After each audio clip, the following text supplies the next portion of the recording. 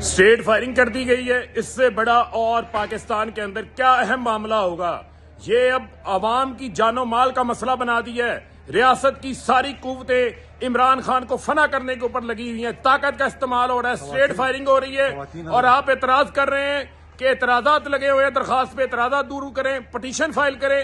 عدلیہ کے پاس اختیارات ہیں، آپ کے پاس اختیارات ہیں، آپ سو موٹو نوٹس لے سکتے ہیں، اس ظلم کو روکیں۔ عمران خان عدالتوں کا احترام کرتے ہیں، عدلیہ کی آزادی کے لیے جدوجہد کی ہے، عمران خان نے تصادم سے بچنے کے لیے اپنی انڈر ٹیکنگ بھی دی ہے، لیکن یہ قاتل جو ہیں وہ خون ریزی کرنے پہ تلے ہوئے ہیں، اس خون ریزی کو روکیں۔ چیف جسٹس صاحب، پوری عوام کی نظریں آپ کے اوپر لگی ہوئی ہیں، یہ نہیں ہو سکتا کہ اعتراضات لگیں، روٹین کے پروسیس لگے، یہ روٹین کا معاملہ اب نہیں رہ گیا، یہاں ماڈل ٹاؤن بنا دیا گیا ہے، لوگ زخمی ہو گئے ہیں سیدھی گولیوں سے، اموات کی اطلاعات بھی آ رہی ہیں، لیکن یہ خاموشی جو ہے اس کا جواب پھر سب کو دینا پڑے گا۔